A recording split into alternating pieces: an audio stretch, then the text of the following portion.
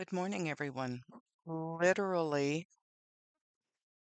sorry for the appearance, but literally, I was getting ready to get into my morning shower. And needless to say, I was listening to a Fefe doing a members only read this morning. And there's something about the Fefe when she speaks and through her guides that resonates so well with me that I get spontaneous messages coming myself as I watch her. And as I was sitting and listening to her this morning, I suddenly heard, make a recording. You need to bear another witness to what is happening and to share your testimony with those who are still concerned about what may be coming. I also, uh, over a week ago now, I received a download.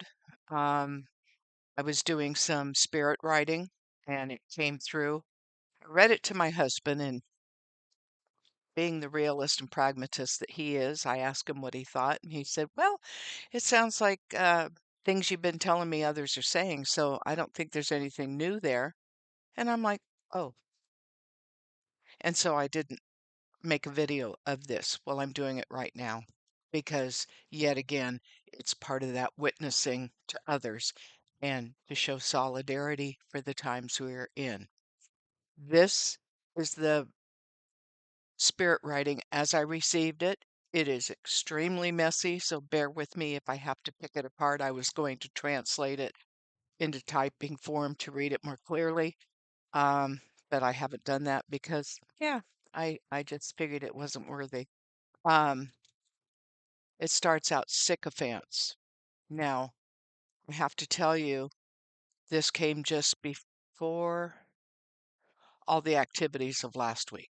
So bear with it. I don't want to say words because, algorithms and all that. Sycophants, an unholy anointing, instability. The actions will be obvious as to what the force is, and it is not good. Do not put your focus there. It serves no one in the light. Its purpose is to wake those who are questioning internally, beginning to see, and this will witness to them what the dark intentions of those really is/are. It will beguile those of the 17% give or take that will never see the real truth of what is before them. Sadly, many of you know some of these, even within family, and that sorrow is only held in the 3D timeline. Fear not, for their souls will be cleansed of this in time, and they will not be lost to you. So do not fear that or fall into depression. Know this and let them go on their way. They have given over their free will and discernment to, hang on, I've got something in the margin here. Ah, okay, it doesn't pertain. Others, as is their choice to do. They are not lost in the very real sense that soul vibration is there. Release their hand with a heartfelt blessing and turn focus to your own path and your part you are here to play as only you can. This is your purpose as your soul set it forth in desire prior to this birth life cycle. Find that a joyful pursuit through, excuse me, find a joyful pursuit, though many not always may be joyful, but is vitally necessary. Reach out for those in your community and know your physical strength is the support of each other, as in energy and frequency, especially. As these, and I put in parentheses that I thought Spirit was referring, I think, to um, the Sovereignty of Souls that Loretta and Nicole and I are doing roughly every 3 weeks, and the material we're presenting there. And it points to us as um, that we are present before you, a sisterhood born of spirit in close frequency and vibration, built in many lifetimes. They chose to work together here in the now, this time, to demonstrate what purposeful cooperation looks like when no ego is present and each supports the other in same love and sisterhood. They are gathering. The work is outlining, and many will see the beauty and wisdom that is here and will want to lend their light and efforts to that end as well. You truly are the ones you are waiting for. You developed this mission plan together. And again, I think it's still talking about Loretta and Nicole and I because we've already identified multiple lifetimes that we've worked together. And yes, we seem to have an immediate chemistry and kindred feeling. The very first time we sat on a chat, a three-way chat, and started developing our thoughts on what we wanted to do going forward. So, what a blessing. And I know there are others like this out there. So, again, it says that, we developed this mission plan together. See yourself, see others, and when ready, join in the effort of light, for it is amassing and you are the anchors there to pull it down from the cosmos, to pull into materiality out of 3D into a more favorable frequency that will truly reflect what is Gaia, and those that will steward with her. Be the voice, lead the way. The time is now. And I have heard that put something out on their channels during the week. They receive very similar information. So I was like, okay, that makes sense to just be another voice of witness to what's coming. But I also was definitely pushed to come on here and lend my testimony to the here and now and to the power of the light and how we are upheld in that even when we're not always consciously aware that we are. So, to that end, I will say that I was raised in a religion that believed heavily in testimony and in sharing it congregationally, even on a monthly basis. They would do a separate meeting, which was called the sacrament meeting, because the sacrament was passed during that. But it was for testimony for members of the congregation to get up and share what they felt impressed to share.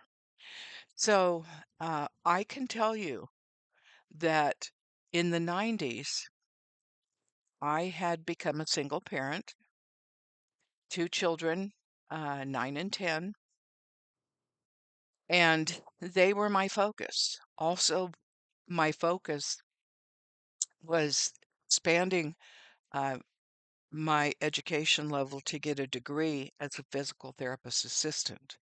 In order to do that, I was doing night classes, working full time during the day to support my kids and myself and keep a roof over our head. And the closer that I got to my program that was going to uh, garner this degree for me, this physical sciences degree, um, became more and more uh, time sensitive for me.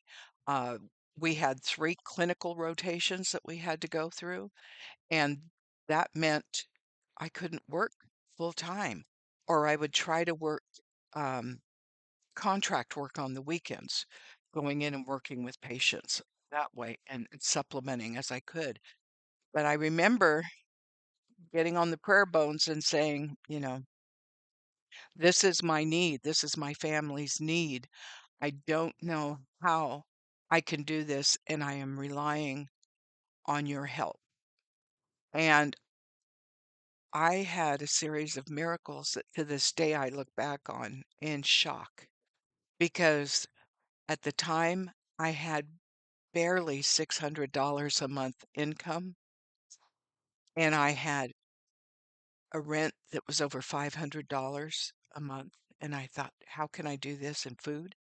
But I suddenly um, got a call from my landlord, and he said, I understand you're back in school. Um, and you're doing that night classes and everything else. And I'm sure this is a financial burden. I'm going to lower your rent by $100 if that will help. And I was shocked. I was like, oh my gosh, yes, that helps a lot. And I thank you so much for that. And he says, yeah, the whole time you're in school, we'll just keep it at that lower rent until you're done. And I'm like, okay. And then um, I was told that I could qualify for food stamps. Uh, okay, I hadn't even considered that. And at the same time, a neighbor around the corner from me said, I want to tell you about this wonderful food bank uh, that for $10 a week or however often you go, it's a $10 box. You get different mix of things every week, but they try to put in vegetables and fresh produce as well as, basics. And I thought, wow, I didn't even know about that. So I took my $10 and went down and got a box, and that helped between that and the food stamps. That really kept food on our table the whole time I was going through school and being able to work less and less. Um, I received an unexpected scholarship at that time too, that the it was our supervisor at work who was over our outpatient part of our department, physical therapy department. She put my name in. She was with a pool of physical therapists that pulled their money together. These were women who wanted to help women, and they especially focused on single moms going back for their education. And I got the scholarship that year, and I was just dumbfounded.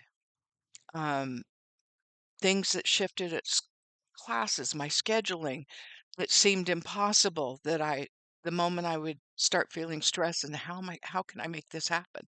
A way would be made, the doors would open. So I could go on, but I think you get the gist of what I'm saying here is that if we trust, if we hold to the light and what we believe, those beliefs and that dedication and gratitude will more than be met tenfold. So, on that note, I'm going to leave this here. Um, I thank you all. I wish you a good week ahead. This is Sunday, the 26th, as I'm taping this. And now I'm going to go have my shower that I was trying to get to before all of this hit me. So, thank you. Thank you, one and all. Whoever's listening, whoever finds this channel, bless you. I'm doing my best to hold the light, to hold gratitude, and to see myself and those in my surround through this challenging time that we are all finding ourselves in. So I thank you again. Blessings to all of you. I love you dearly. I may or may not be on Loretta at uh, Mother's Tarot is normally we have been trying to do every other Monday video. We're supposed to be slated for tomorrow, but she's had a hectic weekend and end of week, so we're playing that by ear.